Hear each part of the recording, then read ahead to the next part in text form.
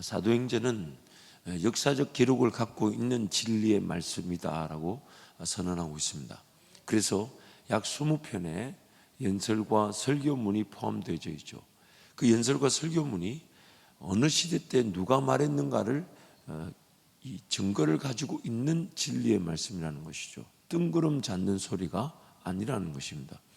그때 그 상황에 그 진리의 말씀이 선언되게 하심으로 예수 그리스도의 말씀이 오늘까지 우리에게 전해져 온 것입니다. 그래서 특히 모든 이 하나님의 말씀은 당시 그 백성들에게 필요한 말씀이었을 뿐만 아니라 시대를 초월한 모든 성도들에게 필요한 말씀인 것이죠. 그래서 당시 그 성도들, 특히 초대교회 성도들에게는 어떤 것보다 필요한 말씀이 무엇이었냐면 무엇이 예수님의 말씀이었고 무엇이 아니었는가라는 그 구분이 가장 필요했었습니다. 무엇보다도 이 복음이 전파되는 것 못지않게 더 중요했던 것은 교회를 위협하고 무너뜨리는 세력이죠. 그런데 그 교회를 위협하고 무너뜨리는 세력의 무기가 무엇이냐면 예수님의 말씀인 것처럼 진리인 것처럼 가장하여 성도들을 미혹하는 것이었습니다. 그래서 갈라디아서 1장 말씀 보면 사도 바울이 이 복음이 전파되는 것 못지않게 더 중요하게 여겨져야 될 문제가 뭐냐면 다른 복음, 즉 잘못된 복음이 성행하는 것이었습니다. 그래서 이 초대교회 교인들에게는 지금 그 어떤 것보다 진리가 분명한 기준이 되는 진리의 말씀의 제시가 필요했던 것이죠. 그래서 지금 이 사도행전에서 그 진리 말씀이 누구의 입을 통해 전해지든지 간에 계속해서 반복 강조되듯이 나타나고 있습니다. 이 진리의 말씀이 사도행전 1장에서부터 우리 11장까지 쭉 오면서 이제 2장, 4장 계속되는 말씀이 오면서 점진적인 성장 구조를 갖고 있습니다. 즉 그때 당시 그 진리의 말씀을 전했던 특히 그 베드로의 그 사도들의 그 진리의 말씀을 보면 그들도 그 순간에 예수님께서 말씀하신 것들이 성령을 통해 생각나지고 또한 그 말씀이 성령을 통해 율법의 말씀과 일치가 되면서 깨달음이 있었고 그들도 배웠던 말씀이 또 그 순간에 생각날 뿐만 아니라 또한 모든 것을 가르쳐 주신 성령 하나님을 통해 가르침을 받고 그들도 전하다 보니까 메시지가 점진적으로 성장하는 구조를 가지고 있습니다. 그러다 보니까 똑같은 내용이 즉 예수 그리스도에 대한 말씀이 반복적인 것처럼 보이죠.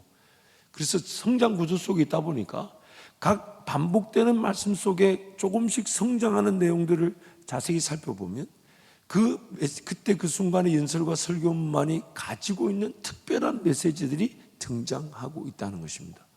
그래서 각 연설문과 설교문들을 쭉 대하다 보면 이전에 예수 그리스도에 대한 말씀이 더 확고해져 있다는 것과 또한 새로운 말씀이 깨달아졌다는 것을 강조하고 있죠. 또한 이것이 반복되고 있는 이유가 뭐냐면 그때 그 순간에 그 진리의 말씀이 온전히 선포되어졌는지가 예수님의 말씀을 직접 보고 들은 사도들에 의해 증명되고 확인되는 절차들이 강조되고 있는 것입니다. 예수님의 말씀을 직접 보고 들은 사도들이 아니고서는 그것이 예수님의 말씀이다라는 기준을 제시하는 사람이 없었습니다. 그래서 예루살렘 교회에 사도들이 남아 있었고 성도들이 흩어져서 복음을 전할 때 성도들이 복음을 전할 때 예루살렘 그 사도들이나 혹은 제자들을 파송하는 이유가 뭐냐면 거기 가운데 나타난 그런 현상들이 과연 올바른 진리의 말씀들이 가르쳐져서 우리에게 임했던 성령의 역사인지 아닌지를 지금 점검하는 것입니다. 그래서 그것을 증명함을 통해서 여기도 진리의 말씀이 온전히 선포되어졌고 그것을 통하여 성령의 충만함이 나타났다는 것이 인정되고 있는 것이 지금 사도행전에서 계속 예수의 증인이더라는 것이죠. 예수의 말씀을 직접 보고 들은 사도들에 의해 예수님의 말씀이다 그리고 성령의 역사다라는 것이 증명되고 증인되어질 때 교회가 더 든든히 세워져 가게 되더라는 것입니다. 그래서 계속적으로 반복되어지는 것처럼 보이는 그 가르침, 복음 전파의 내용은 진리의 말씀을 다시 기억하고 배우고 선포하는 사도들의 행보를 강조하는 것이고 또한 진리의 가르침이 점진적 성장의 수준, 구조를 가지고 있음으로써 성장하는 내용들마다 제시될 때 특별한 메시지를, 그 내용들이 각자의 메시지들이 특별한 메시지를 가지고 있더라는 것입니다. 그리고 확인과 증명을 통해 성령의 역사임을 결정하는 과정을 우리에게 보여주고 있는 것이죠. 그래서 예루살렘 교회가 공교회적 역할을 했던 것입니다. 이 공교회적, 이것을 유니버설 처치라 그러고 보편교회라 그러는데, 이 보편교회란 말이 무엇이냐면 모든 시대에, 어떤 시대든지 간에 예수님의 몸된 교회가 존재하게 될 것이며, 모든 시대 때 어떤 시대든지 간에 이미 결정된 이 진리의 말씀이, 이 보편 진리가 가르쳐져야 되는 것이며, 또한 모든 시대 때 색다른 진리의 기준이 제시되는 것이 아닌 예수님 그분의 말씀이 유일한 진리가 되어, 즉 진리의 보편성이죠. 보편 진리가 되어 공교회적 역사를 이루게 됩니다. 예전의 교회나 지금의 교회나 미래의 교회가 다 보편적 진리의 토대 위에 보편적 교회, 즉 어느 시대나 동일한 예수 그리스도의 몸된 교회라는 것이죠. 또한 지금 이 시대에도 우리나라의 이 교회가 있거나 다른 나라의 교회가 세워지는 것도 보편성이죠. 모두가 동일한 진리 위에 예수 그리스도의 몸된 교회를 이루어 가게 되는 것입니다. 그래서 예수님의 말씀을 직접 보고 들은 사도들이 확인, 증언, 그리고 증명함으로써 성령의 증인들이 예수 그리스도의 몸된 교회의 진리와 교회됨을 확증하게 되는 것입니다. 든든하게 세워지는 것이죠. 가령 예를 들면 이런 것입니다.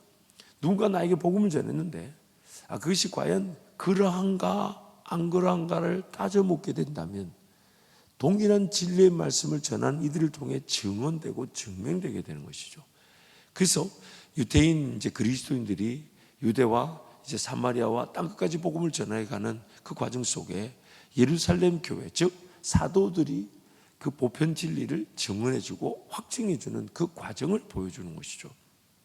그래서 베드로가 이방인 고넬료의 가정에 복음을 전했다는 소식을 이제 예루살렘 교회 제자들이 듣게 됩니다. 그러자 몇몇이 일어나서 무할례자의 집에 들어간 것은 부정한 건 아니냐라고 이제 어떤 의심을 받게 되죠. 그래서 베드로가 10장에서 그 고넬료의 과정에 복음이 어떤 과정을 통해 전해졌는지를 11장 우리 앞부분에서 장구하게 설명을 합니다. 요지는 이것입니다. 나도 가려고 했던 게 아니다. 저는 굉장히 재밌었는데 별로 여러분 재밌지, 참 죄송합니다. 여러분과의 그런 너무 먼 거리를 갖고 있는 것 같은데, 베드로의 고백이 그거예요. 한마디로 줄이자면 나도 그런 일이 일어날 줄 나도 몰랐다. 심지어 우리가 막 거기 가서 복을 막 전하고 세례를 주고 성령 주고 막 이렇게 한 것도 아니다. 나는 끌려가가지고 나도 모르게 그 사람들이 듣겠다는데 안전하냐? 그렇잖아요. 제가 지금 그 묵상을 하면서 그 베드로의 그 심정이 막 느껴지는 거예요. 나도 이게 꿈인지 생신지 모르는데 기도하는 중에 뭐가 왔다 갔다 하는데 3번이나 왔다 갔다 했다. 3번이나 왔다 갔다 했는데 그게 뭐냐면 뭐 부정한 걸 먹으라는데 나는 절대 안 된다 했지. 무조건 안 된다 했지. 그런데 밑에서 사람이 문을 두드리는데 마음에 따라가라 하더라. 그 데리러 갔는데 안 가냐? 그래 갔다. 그런데 사람들이 모여 있어가지고 하는 말이 당신을 초대하라고 기도 중에 음성을 들었다니 그거 뭐 듣겠다고 귀를 기울이는데 그럼 내가 안 듣냐? 내가 부정하면 차라리 가서 제사를 희생 제물을 드려서 정하게 되면 되는 거고 듣겠다는데 안전하냐? 그래 전했는데 세상에 말도 끝나기 전에 성령이 막 임하더라. 말도 끝나기 전에 성령이 임하더라. 세례 안 주냐 그러면? 이거죠. 아니 그 심정이 느껴지시죠 지금? 베드로 자기도 그런 일이 일어날 줄 몰랐다는 거예요. 자기도 기도하면서 안 그럼 그냥 따라갔던 것 뿐인데 성령께서 그 순간에 그 모든 일을 뜻밖의 장소에서 뜻밖의 사람들에게 뜻밖의 복음이 전파되게 하신 것이에요. 그래서 제자들에게 그 얘기를 하는 겁니다. 이러이러했다. 그러니까 이런 거죠. 당신 같으면 어떡하겠냐? 내가 그렇게 했지만 당신 같으면 어떡하겠냐? 안 가냐? 내가 한번 부정해지는 것으로 내가 다시 정결케 되는 게 낫지.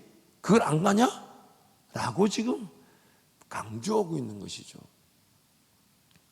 윌리엄이라는 이 학자가 이렇게 표현을 했어요. 지금까지 우리는 사도행전에서 많은 사람들이 변화받는 것을 보았다.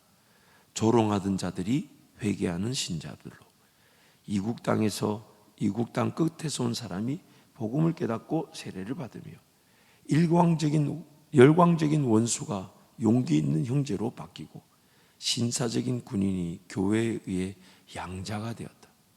누가의 사도행전에는 성령의 능력에 의한 역사로 변화된 이 같은 극적인 기록이 많다. 누구도 계획할 수 있는 일이 아니었습니다. 그저 성령 하나님의 이끌리심에 따라 성령께서 복음이 전파되게 하니까 우리는 그 극적인 회심과 반전의 기록들을 보고 있는 것입니다. 그래서 이어서 이렇게 표현합니다. 하나님의 지속적인 능력은 그리스도인의 공동체를 아무것도 없는 데서 창조해내고 성령의 권능으로 매 세대마다 새롭게 창조해내고 있음을 확정하면서 그렇게 했다. 교회는 가혹한 시련을 받아도 용기를 낼 것이다. 모든 것이 우리에게 맡겨져 있지 않으며 믿음의 공동체는 우리들만이 만들어낸 것이 아님을 알기 때문이다. 좀 더 쉽게 제가 이 표현을 좀 하자면 저와 여러분에게 달려있지 않다는 겁니다. 우리가 원하는 방향에서의 열매든 원치 않는 문제와 어려움 속에서의 역사든 우리에게 달려있지 않다는 겁니다. 그래서 참 매력 있는 본문이 다름 아닌 박해 속에서 그 박해와 핍박을 피해 도망가듯 떠나간 자리에서 사마리아의 복음화와 온 유대의 복음화가 일어났다는 것이죠. 그래서 제목을 그렇게 제가 소개했었잖아요. 도망간 자리에서도 역사하신다. 제 거가 아니라 박영선 목사님의 다시 보는 사도행전의 책에 그 본문의 제목을 그렇게 달아놨어요. 참 멋있는 표현이죠.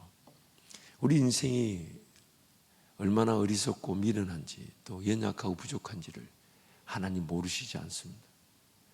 그래서 예수님의 말씀을 그렇게 보고 들은 제자들임에도 그 십자가 죽음 앞에 다 뿔뿔이 흩어져 도망갔던 사람들이었습니다. 그러나 성령께서 그들을 끌어모으시고 예수님이 그 부활하기 전에 그러니까 성경이 뭘 얘기하냐면 예수님이 부활하신 다음에 바로 승천하지 못하셨다. 승천하실 수가 없었다. 왜? 그 제자들 다시 찾으러 다니느라고. 그 제자들 다시 찾으러 다니느라고. 그래서 그 찾으러 다닌 기간이 40일이 걸린 거예요. 꼭 40일을 맞추려 했던 게 아니고 뿔뿔이 도망갔던, 안 된다, 어렵다, 힘든다. 여러분 만약에 이렇게 한번 적용해 보시죠. 예수님이 제자들을 불러 모으셔서 성령 충만하지 않았다면 제자들의 남은 삶의 그 신앙이나 삶의 모습은 어땠을까요? 그리고 우리 신앙도 그런 모습과 상태에 갇혀 있을 수 있겠죠.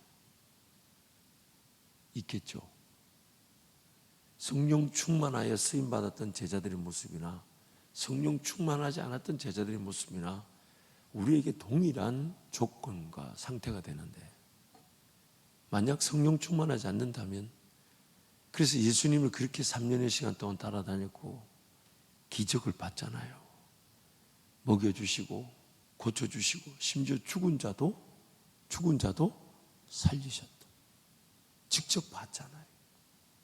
그러면 성령 충만하지 않은 제자들이 남은 삶, 그리고 성령 충만하지 않은 채 만약 살아간다면 우리도 그러할 것인데, 그렇게 오늘 우리에게 주어진 삶은 성령 하나님을 기다리지 않고서는 예수 죽음 앞에 도망쳐버려서, 그러나 예수를 거절하고 부인할 수 없는 상태의 삶을 살아야 되는 것. 그게 오늘 우리 신앙의 위기일 것입니다. 그러기에 그들이 얘기를 우리에게 보여주면서, 그래도 우리는 조금 좀 위로를 받을 수 있죠. 우리는 예수님을 그렇게 또 이렇게 말하니까 또 틀렸는데, 보지 않고 믿는 자가 더 복되다 하셨으니까 우리는 더 좋은 기회를 가지긴 했는데, 이 짧은 말에 이런 무슨 의미가, 큰 의미가 지나간 걸 느끼십니까?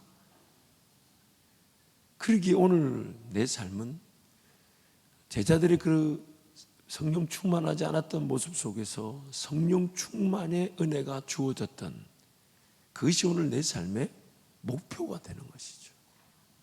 그러면 어떤 일이 일어나야 되는지, 어떻게 감당해야 되는지, 어느 길로 가야 되는지, 성령께서 어떤 역사를 나타내실지, 여전히 도망가고 여전히 예수를 어쩌면 온전히 따르지 못하는 연약함을 갖고 있는 중에서 우리를 성장시키듯 역사를 나타내시는, 그것이 바로 사도행전을 통해 우리에게 주시고자 하시는 은혜의 말씀일 것입니다.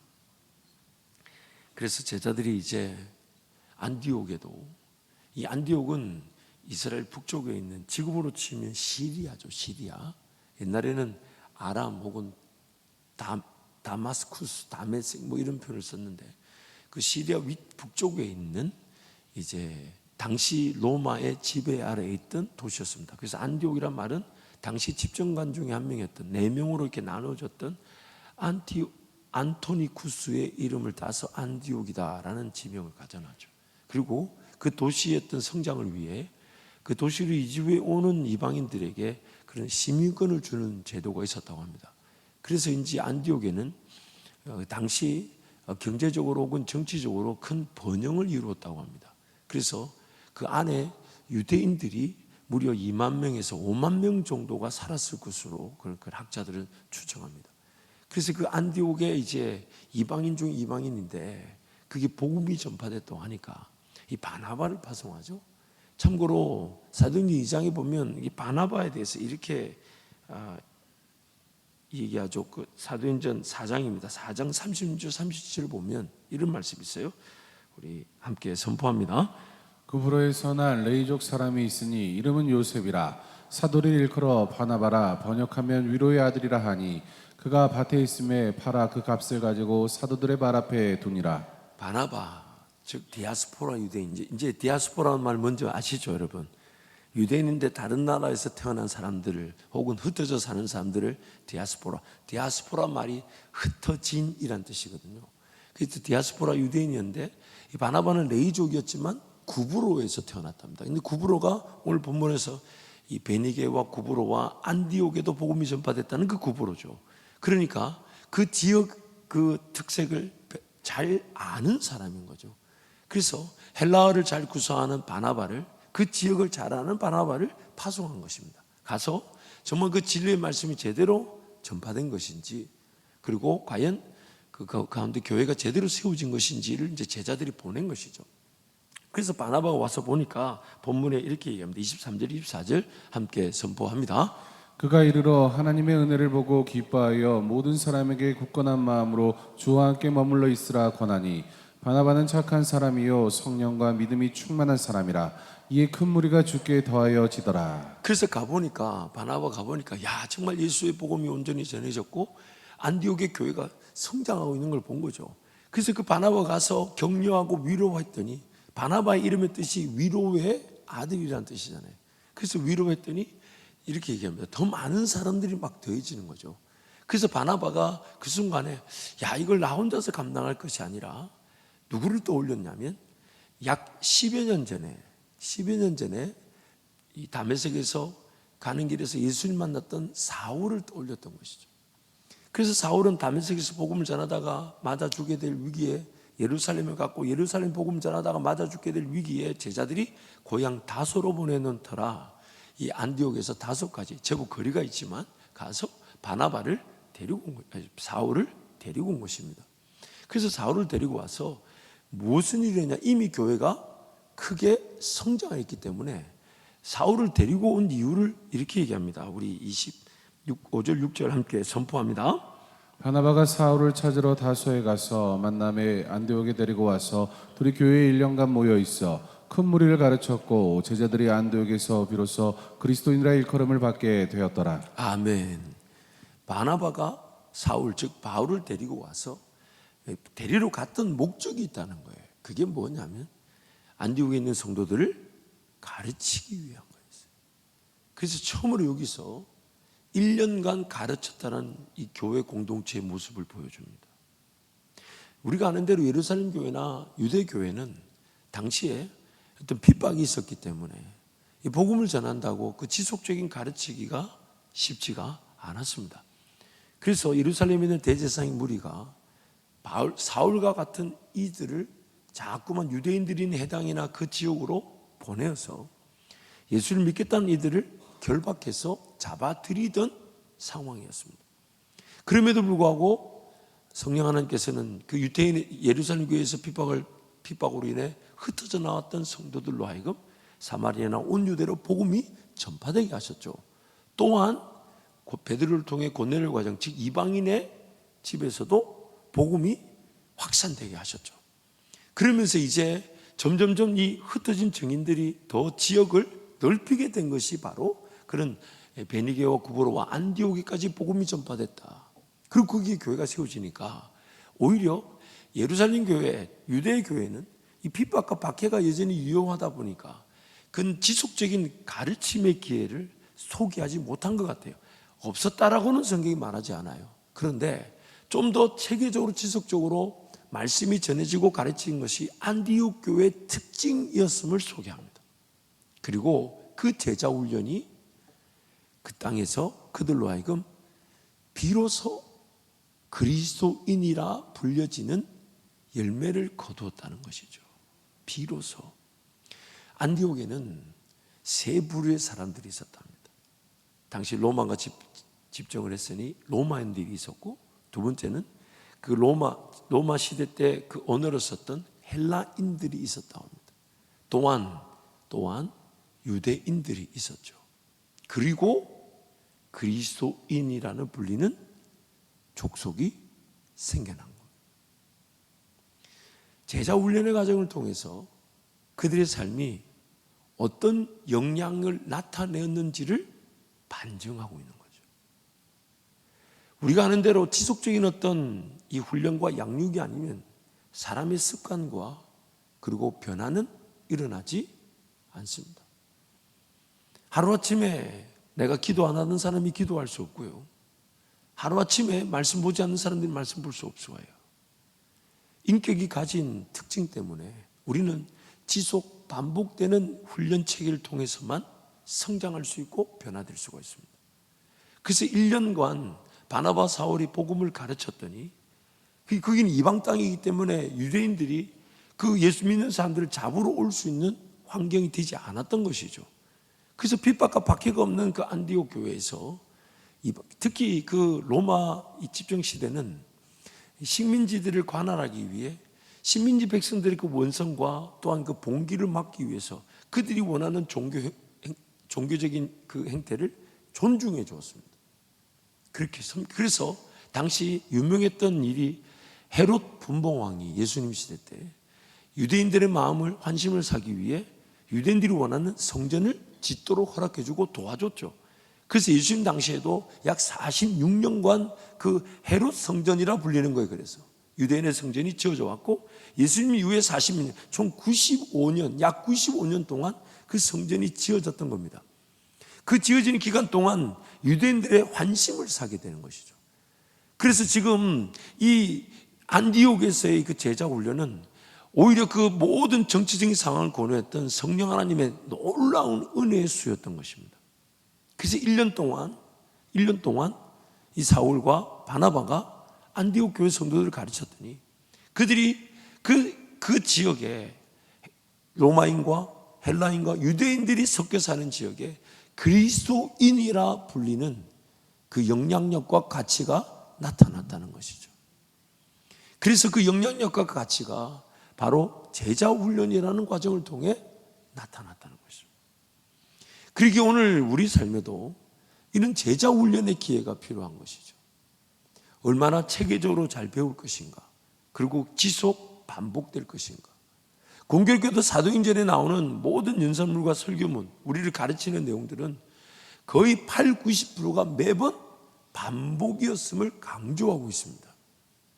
예수 그리스도에 대한 말씀, 저와 이런 존재가 한 번 들었다고 깨달을 수 있는 능력이 없다는 거예요.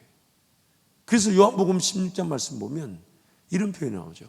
제자들이 그때는 예수님이 그 말씀하실 때 무슨 말인지 몰랐으나 나중에는 알게 되더라. 한두 번 들어서는 안 된다는 거예요. 그래서 이런 공교롭게도 10장에서 일어났던 그 고넬료 사건을 베드로가 한번 얘기하죠. 고넬료가 한번 얘기하죠. 예루살렘 교회 가서 베드로가 다시 한번 또 얘기하죠. 3번. 그러니까 앞으로 우리 교회도 제자 훈련하게 되면 똑같은 과정을 3번 지나가게 해야 될지도 모릅니다. 제가 지금 기도하고 있는 중에 하나가 새가족들 중에 이미 다른 교회에서 새가족 교육을 받으신 분들이 우리 교회 새가족 교육이 길다고 얘기를 한다는 소리를 들었어요. 여러분, 우리 교회가 긴 게 아니고 다른 교회가 짧은 겁니다. 참고하세요. 기준이 거기 가 있으면 안 돼. 여기 와서 우리 교회 로마법을 따라야죠. 우리 교회가 10주다 그러면 다른 교회가 짧았구나. 이것도 하나 더 강. 종종 목사님 우리 집이 멀어서, 교회가 멀어서 새벽기도 잘못해. 교회가 먼 게 아니라 집이 먼 거예요. 무게추를 어디다 기준이 분명히 해줘. 교회가 먼 게 아니라 집이 먼 거예요. 그래서 그래도 이게 10조가 길다 하니까 그러면 새로운 분들한테 그러면 시험을 치게 해야 되겠다. 아니 길다 하니까 그럼 아는 걸 확인해가지고 점수를 얻으면 통과시켜주면 되는 거잖아요. 굉장히 합리적이지 않습니까? 그렇죠. 제자훈련도 마찬가지예요. 딱 통과했다 해서 통과된 게 아니라 시험을 치게 해가지고 통과하면 2번 반복하지 않으셔도 되겠습니다.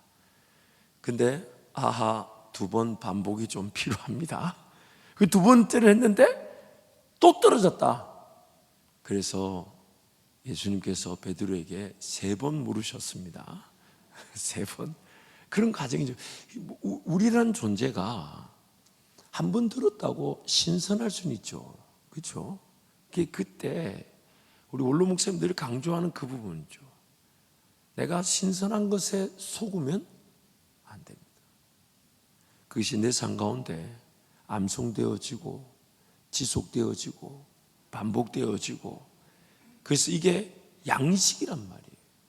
여러분 사도행전 말씀을 우리가 다 읽지 않았지만 제발 한번 쭉 오늘 1장부터 11장까지 한번 쭉 읽어보십시오. 특히 그 베드로를 통해 복음이 전파되는 내용들을 자세히 한번 살펴보세요. 내용이 표현만 다르지 똑같은 얘기를 하죠. 예수 그리스도, 예수 그리스도, 예수 그리스도, 예수 그리스도. 그런데 우리는 이거 똑같은 얘기 안 해요. 쑥 지나가려 한단 말이죠. 그게 바로 미혹인 거예요.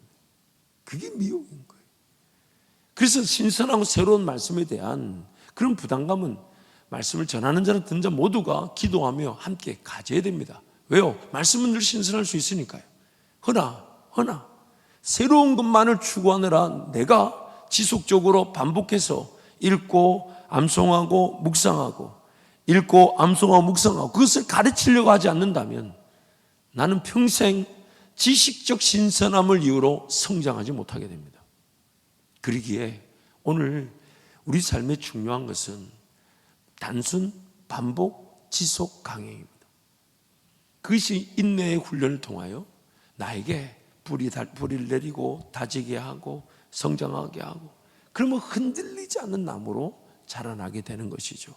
그래서 여러분 매일매일 우리 하나님 말씀을 주야로 묵상하며 배우려고 하고 순종하려고 하고 행하려고 하고 암송하려고 하고 들으려고 하고 그것이 우리 삶에 예수 그리스도라는 그 열매를 거두게 할 줄 믿습니다.